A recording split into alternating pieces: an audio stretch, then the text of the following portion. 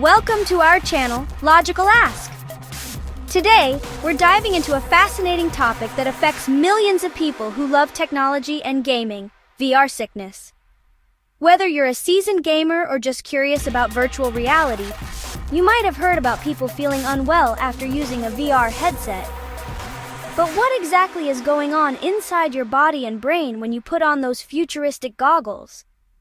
Why do some people feel perfectly fine, while others get dizzy or even nauseous after just a few minutes? Have you ever wondered why virtual reality can make you dizzy, nauseous, or even totally motion sick, even though your head's barely moving and you're just sitting on your couch? Today we'll explore the science behind VR sickness, what causes it, and how you can minimize its effects to enjoy your virtual adventures to the fullest. It's like your brain's being betrayed by a video game. So what's actually going on? Let's break it down. It all comes down to your senses being confused, especially your eyes, inner ears, and brain. So no, you're not weak if you get motion sick in VR. In fact, it's a lot more common than you might think. Many people, even seasoned gamers and tech enthusiasts, experience some level of discomfort or nausea when they first try virtual reality. It's not a sign of weakness or a lack of adaptation. It's simply your body's natural response to a new and unusual environment. You're actually having a perfectly logical biological reaction to a totally artificial reality.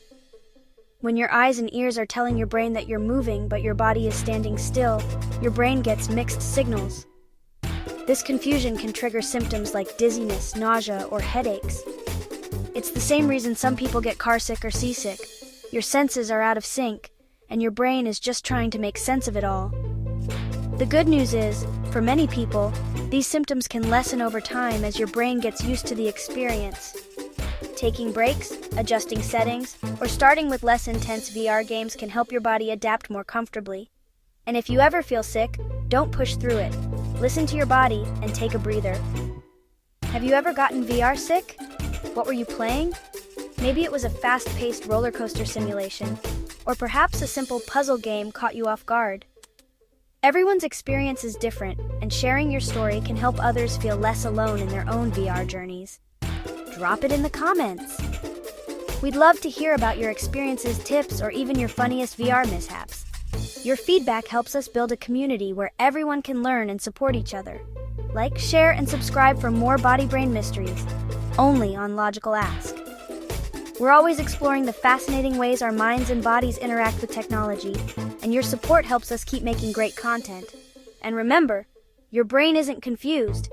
It's actually doing exactly what it's supposed to do, protecting you and keeping you safe. Even in the wildest digital worlds, it's just doing its job. So next time you feel a little off in VR, give yourself some credit. Your brain is working hard to keep you balanced, healthy, and ready for your next adventure. Here's a fun fact. NASA, the world's leading space agency, actually uses virtual reality technology as a crucial part of their astronaut training program. Before astronauts ever set foot inside a real spacecraft or space station, they spend countless hours inside highly advanced VR simulators. These virtual environments are designed to mimic the unique conditions of space, from the sensation of weightlessness to the complex controls of a spacecraft.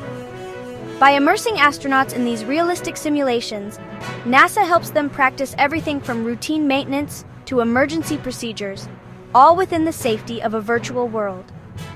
This not only prepares them for the technical challenges of space travel, but also helps them adapt to the psychological and physical demands of being far from Earth. But here's something surprising. Even highly trained professionals like fighter pilots and astronauts who are used to extreme environments can experience nausea and discomfort when using VR. This is especially common during simulations that involve spinning, rapid movement, or the sensation of weightlessness. In fact, many people, regardless of their training, can feel dizzy or even a bit sick after spending time in virtual reality. It's a phenomenon that's puzzled scientists and engineers for years, and it's not just limited to space or flight simulations. Gamers and everyday users can feel it too. And here's an interesting science tidbit. This all comes down to a tiny but powerful part of your body called the vestibular system, which is located deep inside your inner ear. The vestibular system is like your body's built-in balance sensor. It constantly monitors your head's movements, your orientation in space, and helps you keep your balance whether you're walking, running, or even floating in zero gravity. It works closely with your eyes and brain to create a sense of where you are and how you're moving. But here's where things get tricky. When you're in a virtual reality environment, your eyes are telling your brain that you're moving, spinning, or floating, but your vestibular system isn't detecting any actual movement. This mismatch between what you see and what your inner ear senses is called vestibular conflict. When your brain receives these conflicting signals, it can trigger symptoms like nausea, dizziness, and disorientation, what's often called VR sickness. So next time you feel a little woozy after a VR session, remember, it's just your brain trying to make sense of some very mixed up messages.